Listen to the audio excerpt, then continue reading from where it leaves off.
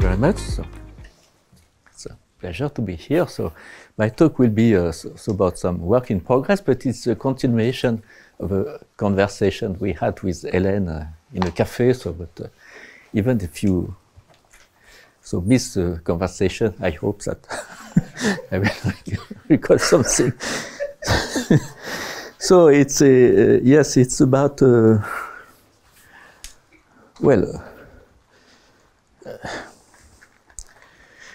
you see, usual Galois theory. So this is the Galois correspondence. There are two columns, and theoretically there should be. So you could switch from one column to the other, to the group theoretic side and the field extension side. But how it works in practice is totally dissymmetric. In fact, in practice we use group theory and we apply it to the extension of field, and this gives rise to many results, especially in algebraic number theory, where you don't have to construct explicitly some algebraic numbers. You can describe the shape of predict and establish the shape of some extension. So now in the multidimensional situation, where usual Galois theory is supposed to be replaced by motivic Galois theory, what is the status of the affair? So in principle, it should be the same. But unfortunately, it's not quite true, because there are some problems, and it's even yes, there's a very bad reputation that it is maybe a completely inaccessible theory. So I will try to argue against this bad reputation of inaccessibility. At least in some case, I would like to explain how one can apply this motivic Galois theory in similar way as the usual Galois theory. So, but maybe to be precise, so I should recall a little bit the story of motifs. For me, there are three steps. So historically, so the dream motifs, which due to Grothendieck, where it motive was based on some standard conjecture, which are still open, almost no progress. Then the second step was very efficient. It was the philosophy of motifs. So this is a name used by Deligne. And here, one just to pretend that there is maybe some motive behind, but one does not pretend to believe that they exist. But this gives some very clear way and inspiring way of switching from one cohomology to another.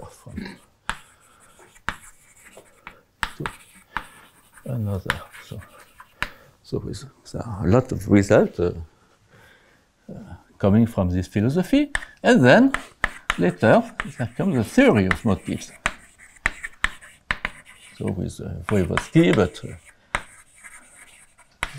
Levin, Maury, and many other people. So in fact, this is a theory, so it's not conditional. Of course, there are some conjecture in this theory, but it's well founded, and especially the standard conjecture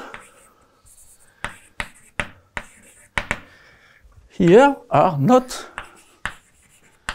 foundational, unlike what Grothendieck was thinking, but still fundamental. It's not the same. So I would like to discuss a little bit what can be done nowadays with especially the theory, well-established theory of motivic Galois theory. But in pure case, let's say over C, over the to simplify. There is in the pure case, one can use my theory of motivated classes, Norrie's theory, or Ayoub motivic fundamental group. And in fact, this leads, they are completely different construction, but this leads to the same output. And it is unconditional. So this exists. But unfortunately, up to now, this gives nothing about this, the standard conjecture. So I will try to explain how one can approach a little bit, in some case, so refine this theory and get some results. But let me recall, at least oversee the standard conjecture. The standard. So the stronger one is the conjecture D in the Grothendieck's list. So this is the numerical equivalence is homological equivalence, and this implies conjecture C, which is the algebraicity of the QNet projectors. So which are the, you take some varieties and you project and so this is pi I of x. And this implies if you separate the even and the odd QNet component, you have the so-called sign conjecture. This name is due to Janssen. So let's say conjecture S, that algebraicity of the phi plus of x. And this is this last one is the weakest standard conjecture. But let me explain why it is important, interesting. So, okay. So let's consider the category of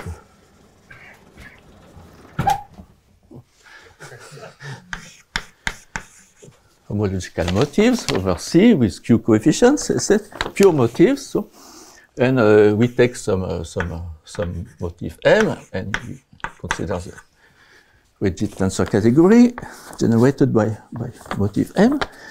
Let's call it T. Then this is so rigid tensor category, and it has a morphism realization. Let's say the Betty realization to the super vector space over cube, let's say. And whenever you have such a category with a faithful functor, you can consider the quotient by the biggest tensor ideal. So an ideal is a set of rows which is stable by composition and also by tensor product. And there is the biggest one, which is a tensor radical. And in the case of motifs, this is just the morphism, which are numerically equivalent to 0. So the standard conjecture D is just says that n is 0.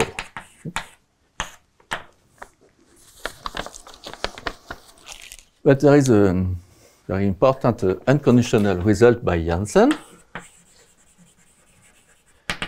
that in fact T bar is semi-simple category. This was conjectured by Grothendieck, but it was proven. So, so now there is a notion of a chimeral category, tensor category, This is a category where any m is a direct sum of m plus plus m minus. So this is a category like this with a faithful tensor functor to the super vector space. And m plus is even, so it goes to even vector space, and this one is odd. So in other terms, this is a case where the even and odd part of the realization come from an even and odd part of the object itself. And then the conjecture, the sign conjecture, so sign conjecture, which is the weakest standard conjecture, so conjecture S, is equivalent to say that T, the category of is chimera. And this is equivalent to two things. First, that there is no negligible object in T, where negligible means goes to 0 in T bar, and for an indecomposable object, motif, so in our case, this just means that the super dimension, so the dimension of the even part of the realization minus the dimension of the odd part is 0. So this is a numerical criterion. So this is the first condition, there is no negligible object.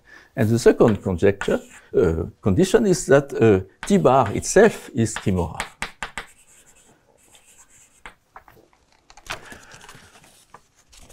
So one expects that there is no negligible motive. So this is a conjecture which is even weaker than the sign conjecture. But those two conditions are independent, in fact. So, but the presence of negligible object is not something quite exotic. So, for instance, if you consider instead of motive the category of representation, super representation of the supergroup GLMN, M even coordinates and N odd coordinates with, let's say, then there are lots of negligible objects. And in fact, if you this T bar goes to the super representation of GL M minus N. So it's this T bar is in fact chimera, but there are some negligible objects. And this category, of course, is not chimera because you cannot split even and odd object. So, so maybe I didn't understand this condition. So you say that every M is decomposed into M, but what's it? Which condition? No, just the last condition that any M is a direct sum.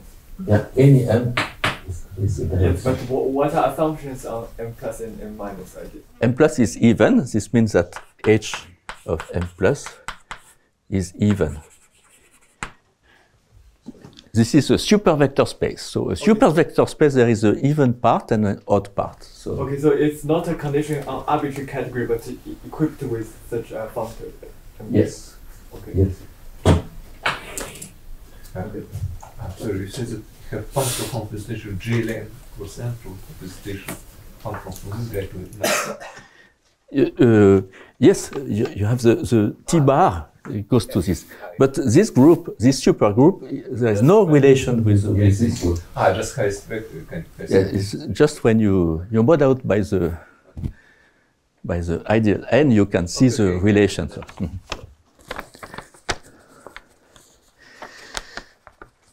Okay, so I'm especially interested in a special case. So let me maybe say a few words about the poor status of this conjecture. So even for conjecture C or sign conjecture, so this is known in some very few cases. So but the interested cases for abelian varieties. Just because when you multiply by 2, let's say, multiplication by 2 acts differently in different cohomology groups. So you can separate them by algebraic correspondence. This is a whole trick by Lieberman. But even if you consider a compact abelian pencil, so this abelian scheme with S projective smooth curve, the side conjecture is completely open.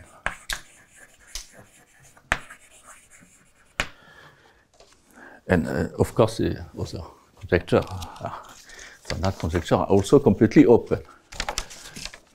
So, in fact, this conjecture D is also known for abelian varieties, but for the total space of a compact abelian pencil, this is totally open.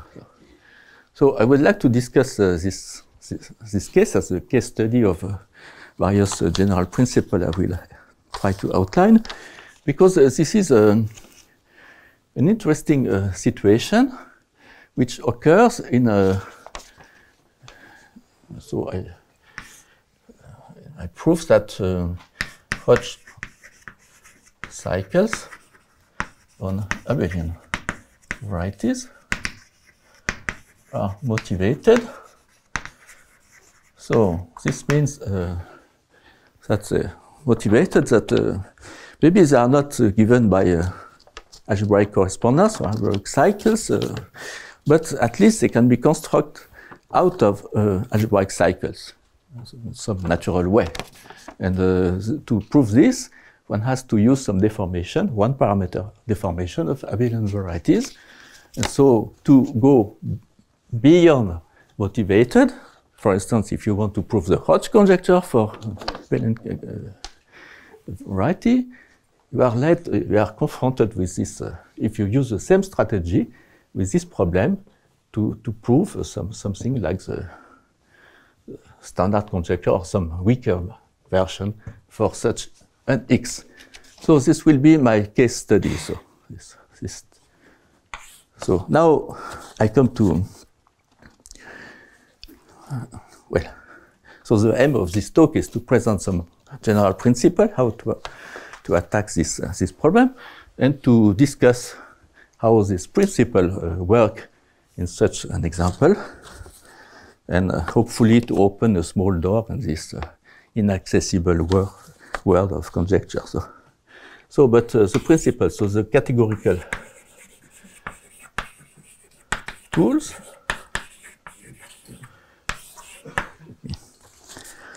So T here will be a rigid tensor category over field F, which is on 1, and it's of characteristic 0. And it is endowed with a faithful tensor functor, so realization to the super vector space.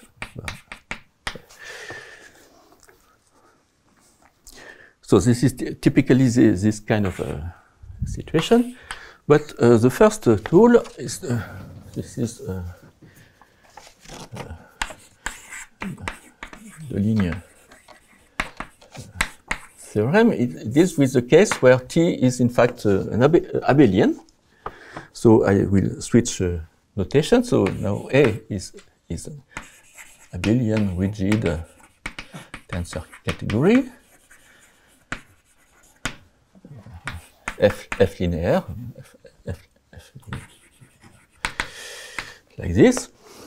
And the theorem says when there exists such a functor. So the theorem is that A is moderate in the sense that, let's say, the length of any object to the tensor n, so for any x and any n, is less than some c to the n, or this is equivalent that any x in A is killed by some sure functor, and this is equivalent to the existence of such a, there exists a faithful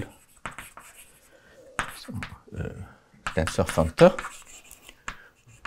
which is automatically exact in this case, A to super vector. Okay, if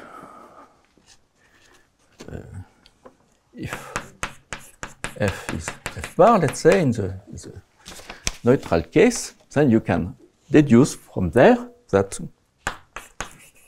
in that case, A is just a category of super representation of a super algebraic group with a parity given by some epsilon. So this means that epsilon is something of square identity in GA, and the parity of the representation is given by the action of epsilon, so either by -1 or by +1. So this means that whenever you have an abelian rigid tensor category, which is moderate, so then it is a category of super representation of a super algebraic group, at least in the neutral case. That's very convenient.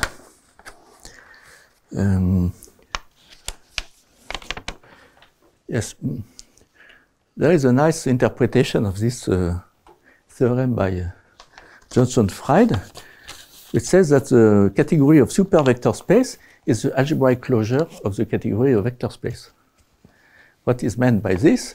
If you replace a vector space by just a field, you have a field F, let's say, then its algebraic closure is just an F bar, so it's such that any algebra, moderate algebra, so algebra of finite type, has a morphism to F bar.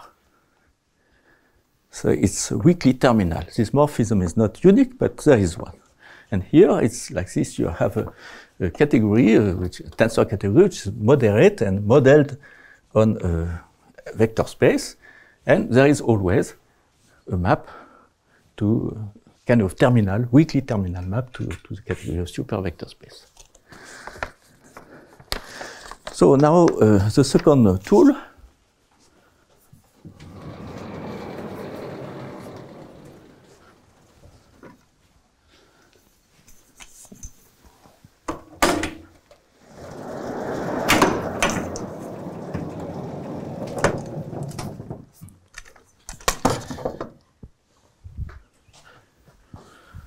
Second tool deals with categories which are not necessarily abelian.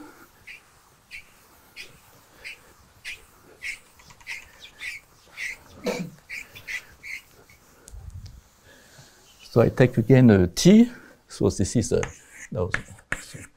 O'Sullivan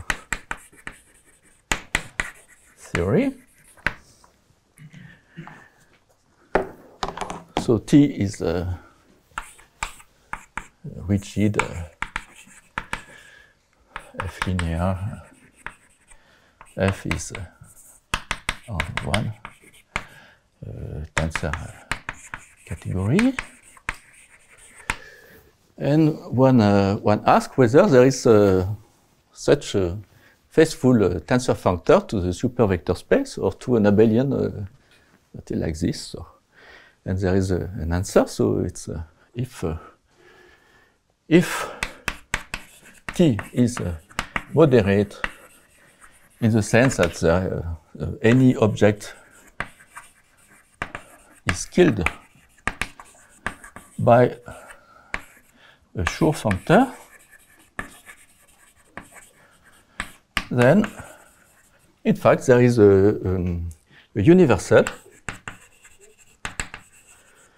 map T to A, where A is as before. So this means it has the same shape as T, but it is abelian. And especially by Deligne theorem, there is also a map to, and this is faithful. So, in fact, there is a very precise description in O'Sullivan theory of the morphism in A. So, they are given by some quotient of two morphisms in T, but quotient is a sense of tensor product. This is a very strange thing, but it's very concrete. So, but now you can consider T bar, which is T over N, the maximal tensor ideal.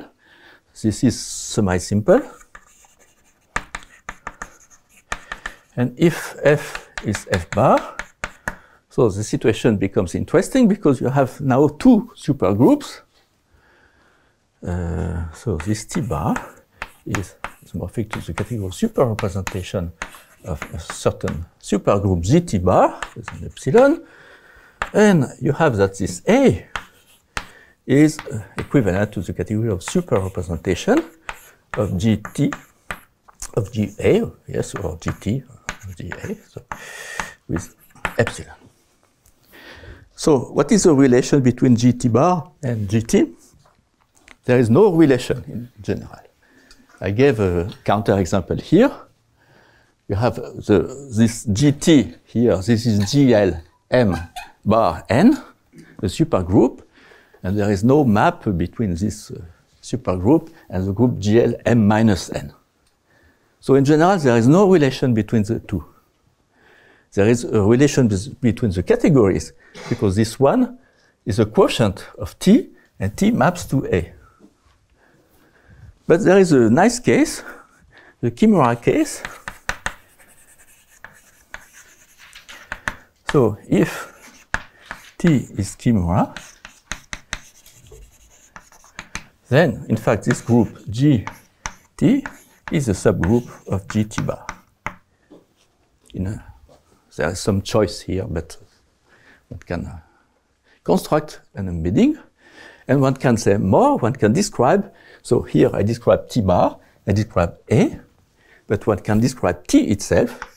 T is a category of super vector bundle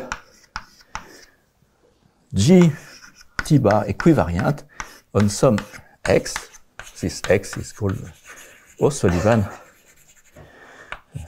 variety. And in fact, this is this mysterious X is a quasi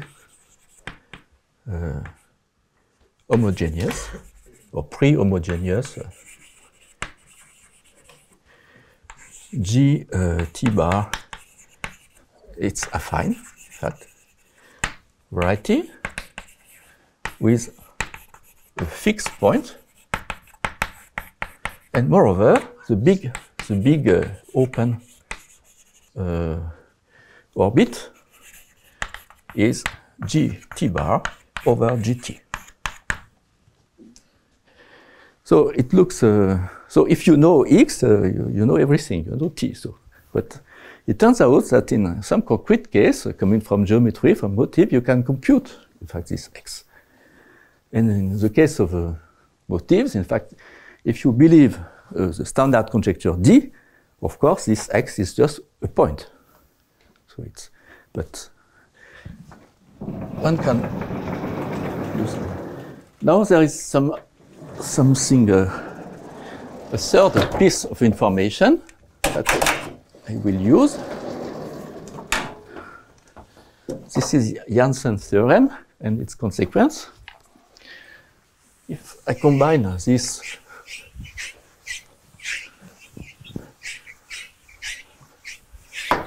with Janssen theorem, so that is, if I use semi-simplicity of T bar, then this says something about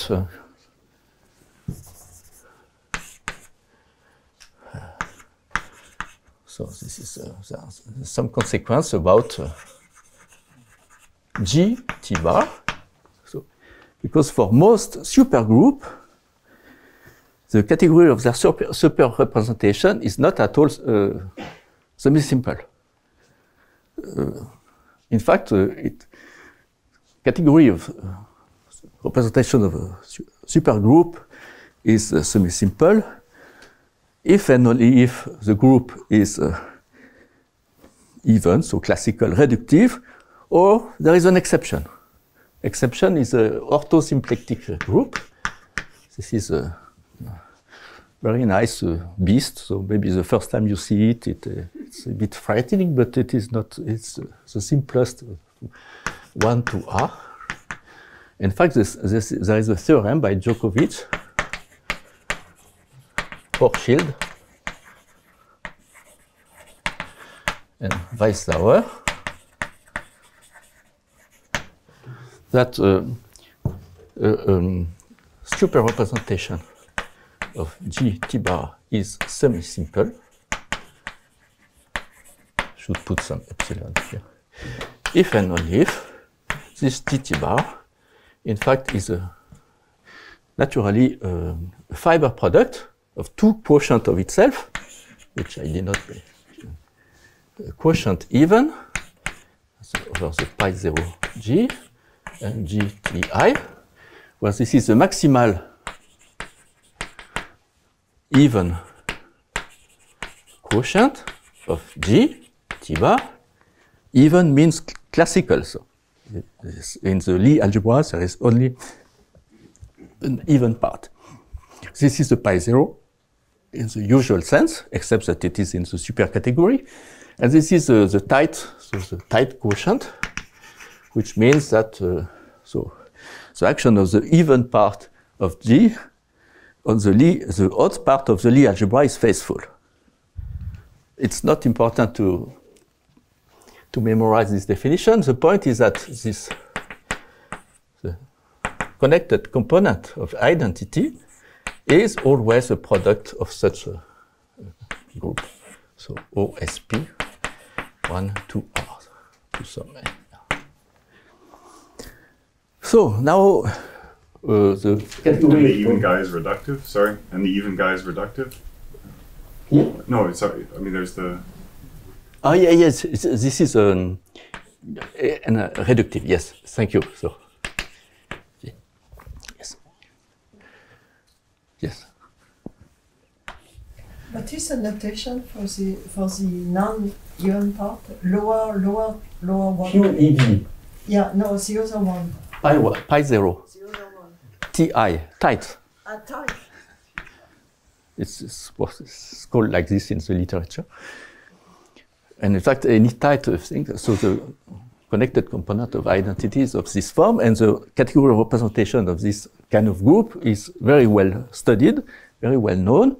In fact, they are very similar to the category of representation of SO2R plus 1, except that you don't find the spinorial representation.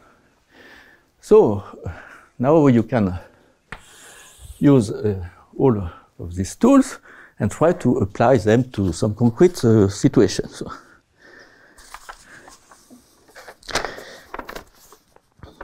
Yes. So in this case, a natural question, which I come back to the situation where the problem of negligible object in T. So this is what prevents T to be chimera, and prevents X to exist. So in fact, I would make the conjecture that I call N for negligible, that if this GT is even, which means classical, and if GT bar is also even, then there should imply there is nothing. So there is no hidden trouble. So with non-chimera category, so everything there is no negligible object.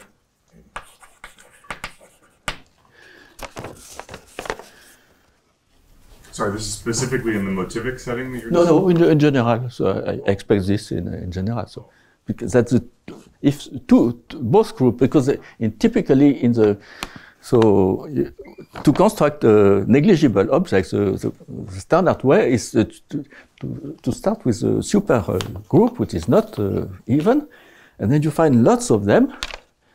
But this one may be very well even, but this one is not. So, and well, I try all my possible tools to construct a counterexample. I could not. So, but I think this is reasonable. In fact, this can be studied much further using O'Sullivan's construction of A. But I will. You assume in addition that they are reductive? Or? No. This. Well,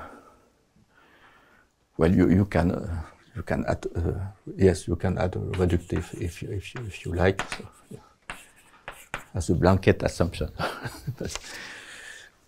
Okay, so now let me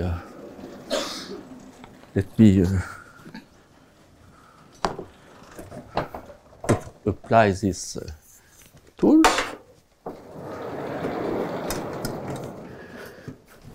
Very specific context. So Yves, the condition Kimura category plus the moderate, is this the same as Kimura finite? Is that the same condition on? Yes, Kimura is Kimura finite. Yes. Yes. This is yes. There are several terminology of Kimura O'Sullivan also. Yes.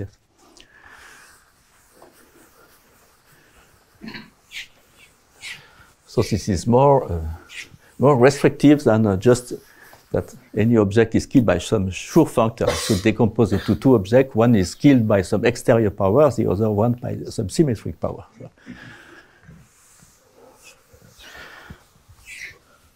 So now the results.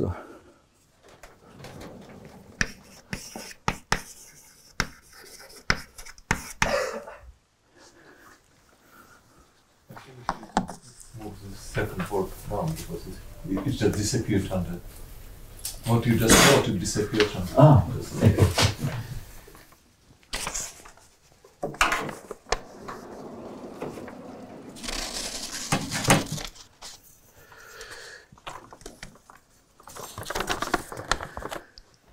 So I go back to the case of a compact abelian pencil. That is, I'm looking at the total space of an abelian scheme when the base is a projective smooth curve, and I consider what I did not make this. It's a relative correspondence, algebraic correspondence, relative with respect to this morphism.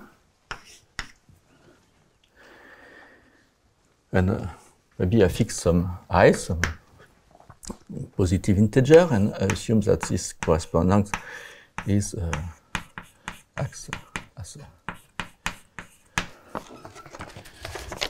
acts on this part of the. So since I have an abelian scheme, the relative Q-net components are algebraic themselves, so it makes sense. And okay, and to such a relative correspondence, one can associate the absolute correspondence.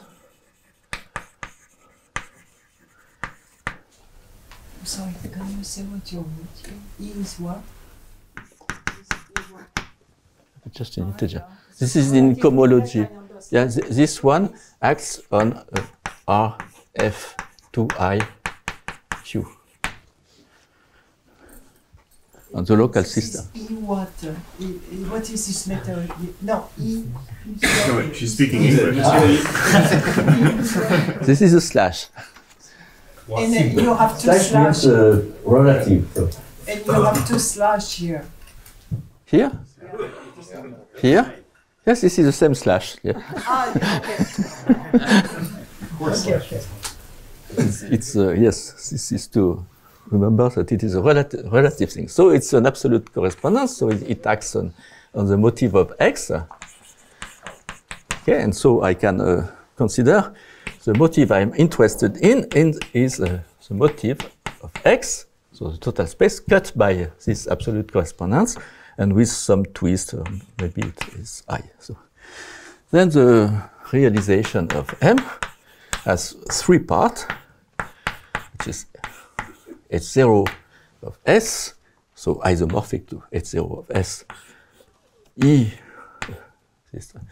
of R, F to I, so Q and some I, plus H1 of the same thing, plus H2 of the same thing.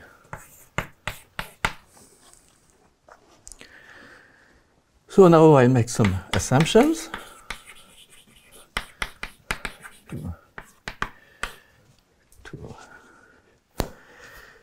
So this is the odd part, and this is this is the even part.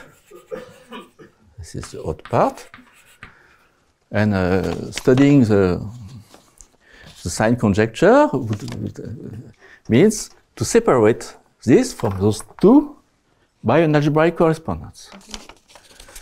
And the QNet standard conjecture means separate all the three set apart, so by algebraic correspondence. So I make some assumptions. First, I suppose that this, so this is the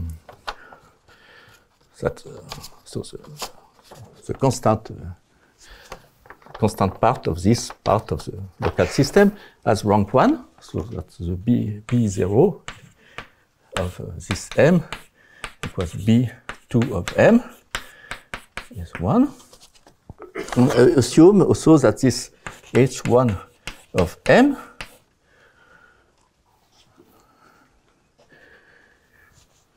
is so this is a hot structure. In fact, so there is an action of the Mumford group.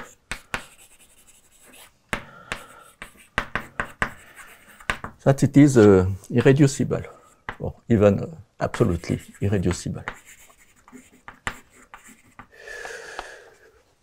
Something like this.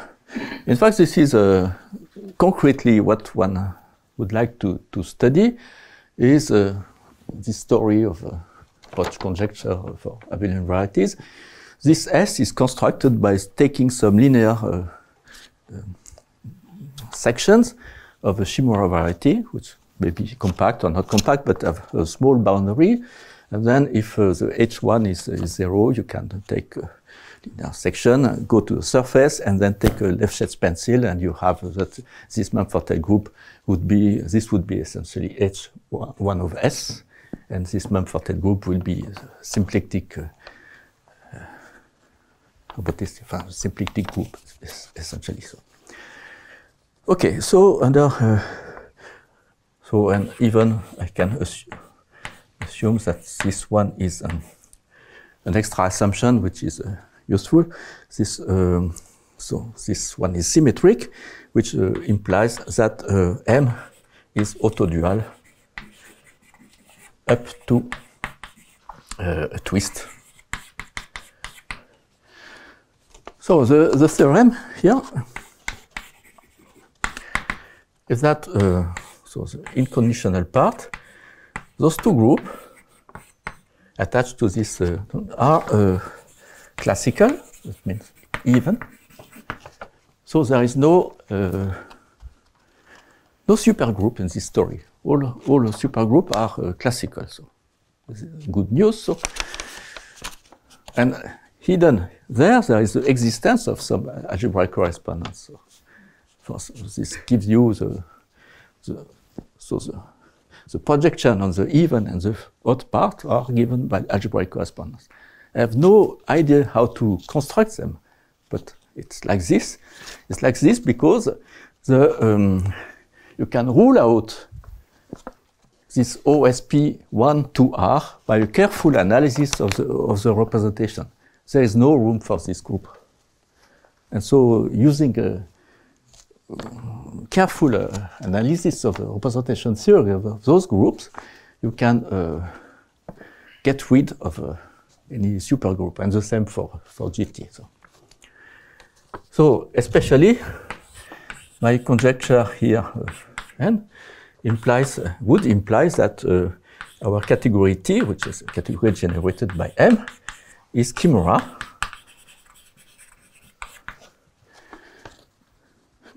But, well, there is unfortunately one case where I cannot quite prove this, so it's unfortunately. So let's assume this for the moment. Assume that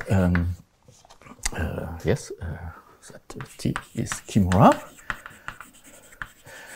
which means that starting from there, this means that there is no negligible object in T. So, no negligible motive in T.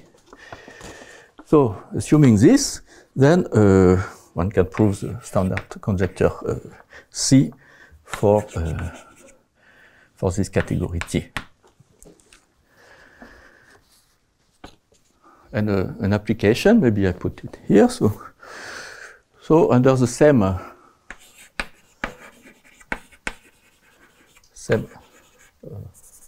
conjecture N for the relevant, one can prove it this way. So the hot conjecture for general varieties, abelian varieties of type 3.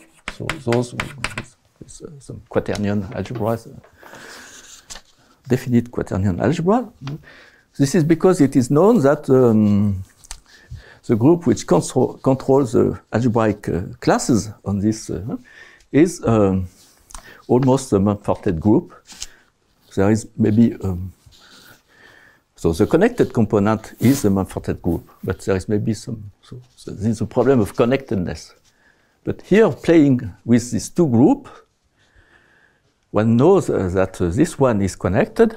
One uses the theory of O'Sullivan that you have this mysterious quasi-homogeneous variety X with a fixed point. Especially, it is integral, this one. And then, a fortiori, if so, the big orbit is the quotient of this group by this one.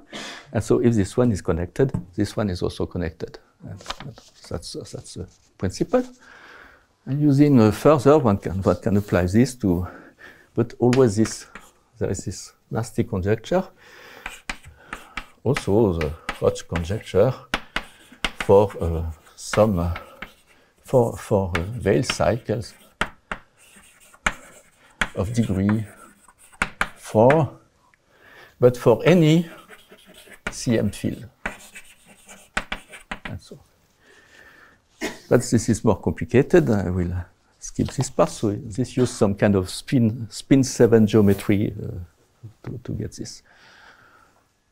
Well, unfortunately, there is still this this problem, which is something even weaker than the weakest standard conjecture. Is the non-existence of negligible things, so, which is around which I cannot settle for the moment. So, but I think I shall stop here. So.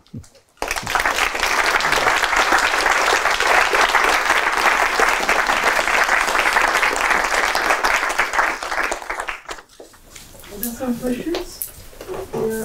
Can I ask modestly you to repeat the definition of E slash and E? Is that an assumption? What is? What is E? Yeah. Well, you start with E slash. Yes. So it's then you start with an E slash. An E slash, any E slash, which commutes to the projector, the way you wrote. Yes, this is in fact there is a ring homomorphism from relative correspondence to correspondence X, which is given by if you have a relative correspondence. This is something on X. X. I understand. And you can embed X. And you just, if you have a cycle, you just take the direct image. That's it. Ah, so that's ridiculous. That's trivial. Yeah. And Yeah. Okay. It's not difficult to check that it's really a ring homomorphism. It's written quite in detail in a paper by Ramon Marie, for instance. You can find all details about this construction. You don't even need that the fiber be smooth, so it works in very great generalities. And that produces this M. And so now for any such E slash, you have an M. And yes. Yeah. Okay. Thank you very much. We can comment. Those recent results by Markman was a case of four-dimensional abelian varieties. This action of, you mentioned it, quadratic fields. Yes. And he proved. Yes, he proves this. Yes. So this would be a generalization to any CM field, and also not necessarily split Welt cycles. But this is still conditional because it is. Kind of, sorry, personal question. Do you really believe this standard conjecture? In general, I have no idea, but I would believe that in this very special case, yes, yes, I believe that yeah, probably one can prove that there is no negligible object. So in this very special case, this is reduced to some. I don't claim that I believe in the standard conjecture D even in this case. Can you say something about the size of these negligible objects? Can you say something about the size of these negligible objects that are not supposed to exist? Usually they are big. So in fact, the only case which is problematic is the following one. So it is when your M looks like yes, you have. So you have something of dimension 1 and one of dimension 2, which is even, because I made this assumption.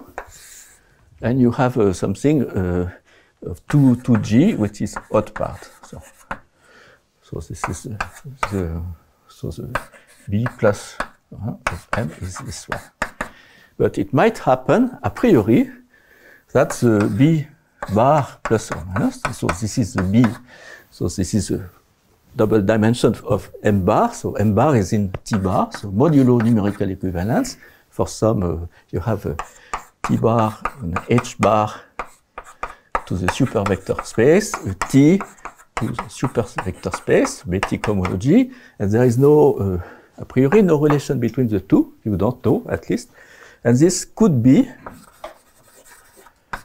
of dimension 0 and 2G minus 2. So this is very similar to my example with GLMN. So in this case, this is purely odd. You lose the even part, and this is the only case which prevents me to apply this unconditionally. But if you have this, then you can take the symmetric power of 2G minus 1 of M. This is big, but this is negligible. So, modulo. But I expect that there is no smaller than negligible objects in the category than this one. So. If ever. Yes, I expect that this does not occur anyway. But that's like this H2 of a K3 surface type thing? Because of the 1-1? Mark? Well, you have the H02 and the H20 and then the H11. Well, but in fact, it is not that the even part disappears here. It would be too easy. You would conclude that you can split into two parts. So really, this is a mysterious situation. I can prove that a priori it could be 1 and 2G minus 1. But this, I can rule out this case looking very carefully at representation of OSP 1-2 hours. How is it related to the G2 motifs? Exceptional. No, there is no G2 here. No. Motifs with Galois group G2. Negative motif. They do not occur here. So I did not speak about this. No.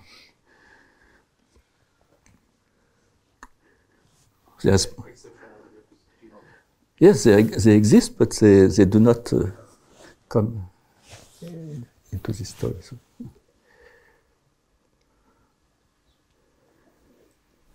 No more questions? Let's thank the speaker again.